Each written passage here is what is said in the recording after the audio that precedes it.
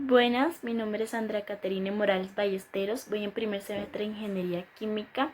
Estoy tomando el curso de lectoescritura con la docente Yesenia Rincón en el grupo número 9. El día de hoy voy a realizar la presentación de mi ensayo, el cual recibe por título En cuarentena con el victimario. En este ensayo se toca el tema de la violencia intrafamiliar en época de confinamiento. Lo que me motivó principalmente a escribir sobre esto fue el hecho de que, según el Observatorio Colombiano de las Mujeres, los casos de violencia intrafamiliar aumentaron significativamente en este periodo. Esta situación llevó al gobierno a expedir el decreto 460 del 22 de marzo del 2020, el cual establece una serie de medidas para el tratamiento de estas denuncias y para la atención a estas víctimas.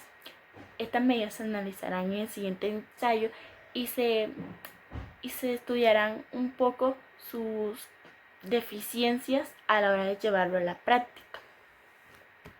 Bueno, voy a presentar el índice de la exposición, el cual consta de un contexto. Aquí se va a presentar de qué trata el decreto 460, qué plantea este decreto, qué nos dice y todo lo demás. Luego tenemos la tesis y argumentos a favor de esto. Luego tenemos las conclusiones y por último las referencias. Comencemos con el contexto. Como ya lo mencioné, desde el aumento de los casos de violencia intrafamiliar, el gobierno decidió expedir este decreto. El decreto es el decreto 460 del 2020, fue expedido el 22 de marzo y empezó a regir desde ese momento.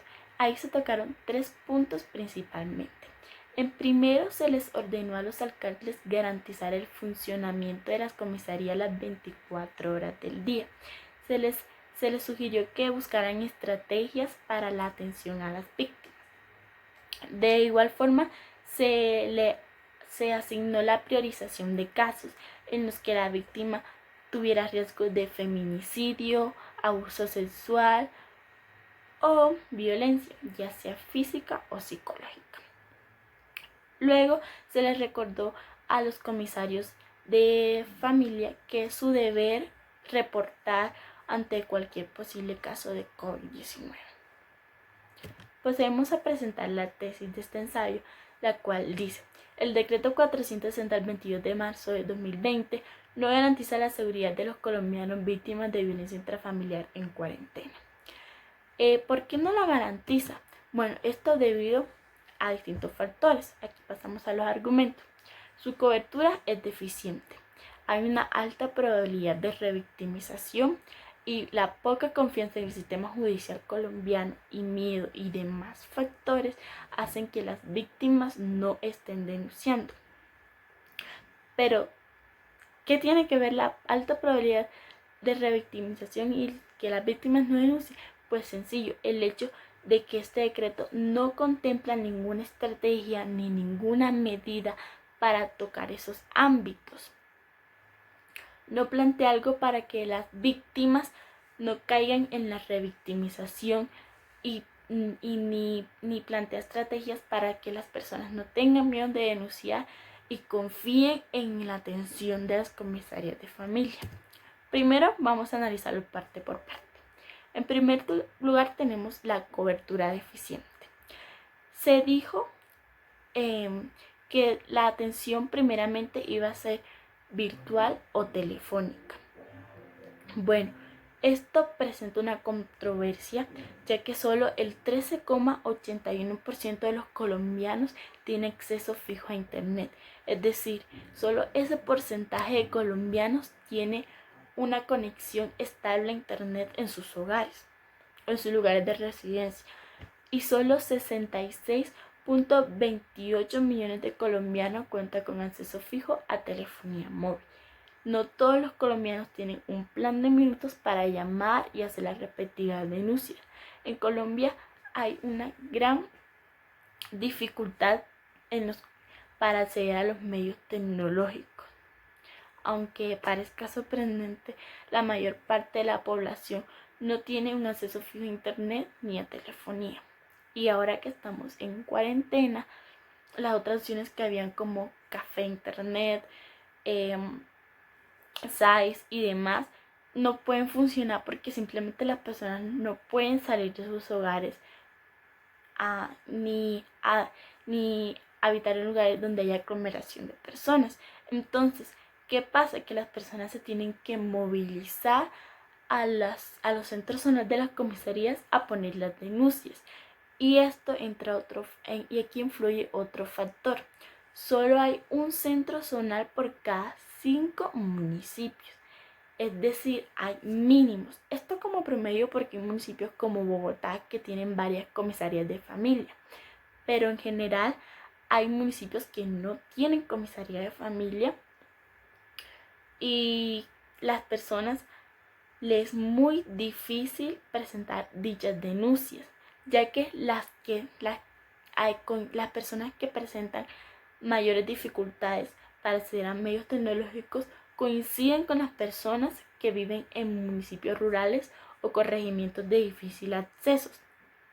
Entonces, además de que es muy difícil que llegue la información, de que estén informadas de cómo es el proceso de denuncia, de qué es lo que tienen que hacer, es muy difícil también que las personas vayan y denuncien, porque además de que no conocen cómo hacerlo, no tienen los medios y estando en cuarentena mucho menos, ya que las salidas están restringidas o limitadas y es muy difícil el transporte de un lugar a otro.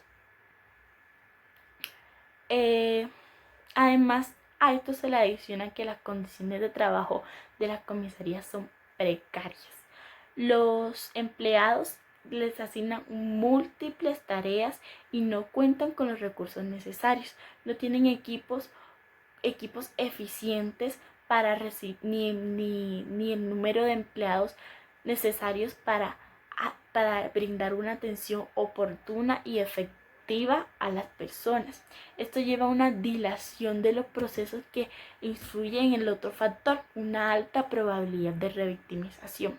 La dilación, la demora en estos procesos hace que las personas puedan caer en revictimización.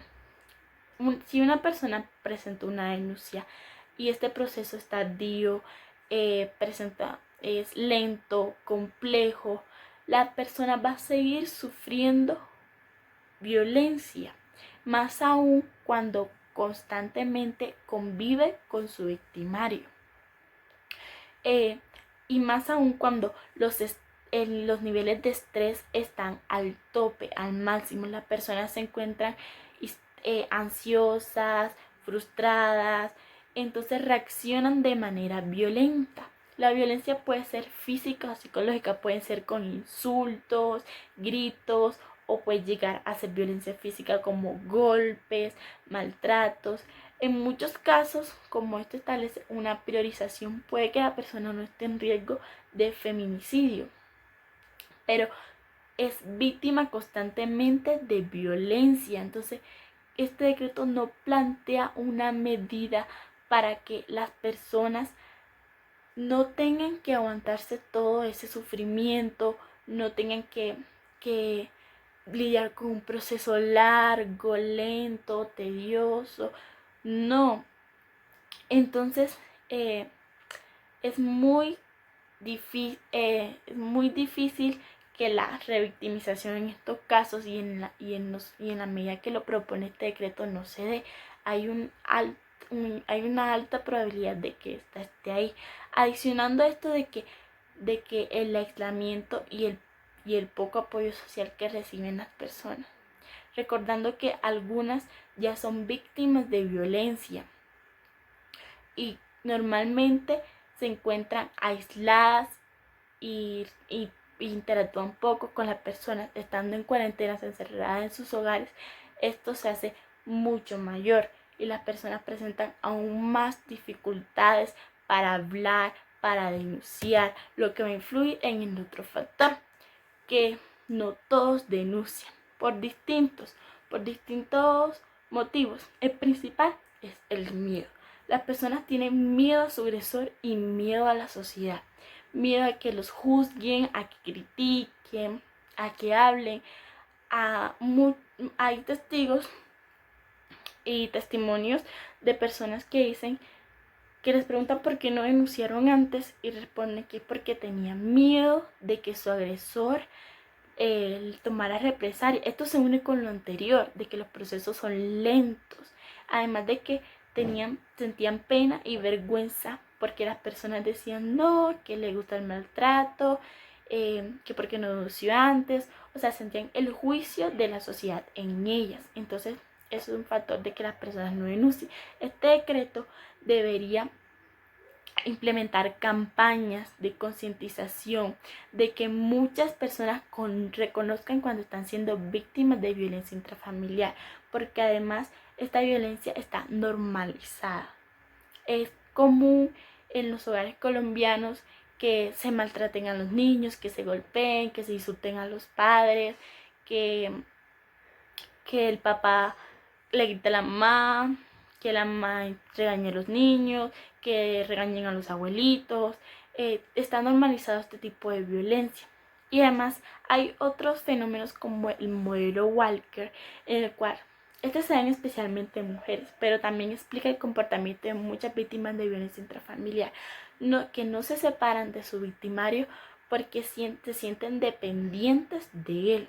Sienten la persona puede que la trate mal, pero como esta violencia está tan normalizada y además hay miedo, las personas creen que su victimario va a cambiar, que no va a volver a agredirlos y por eso no denuncian, no se alejan de su victimario.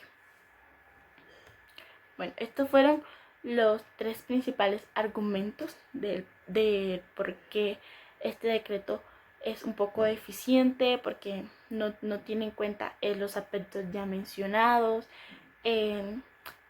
Vamos a pasar ahora a las conclusiones. Bueno, el confinamiento agrava los casos de violencia intrafamiliar. Agrava los que ya en los hogares en los que ya se presentaba, porque constantemente se tiene que convivir con dicha persona. Y además de que las personas no van a denunciar porque no confían en el sistema judicial y la cobertura en lugares de difícil acceso donde llega la información es muy deficiente. O sea, no se puede asegurar que todos los colombianos están enterados del decreto porque no hay un esparcimiento ni una apropiación adecuada por parte de todos los colombianos hacia este decreto.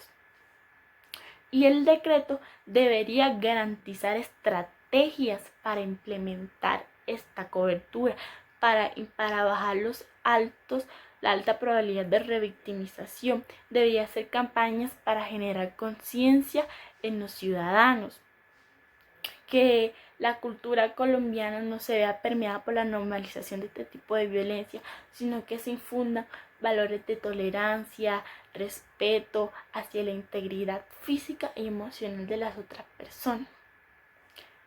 Por último, ya tenemos las referencias. Muchas gracias.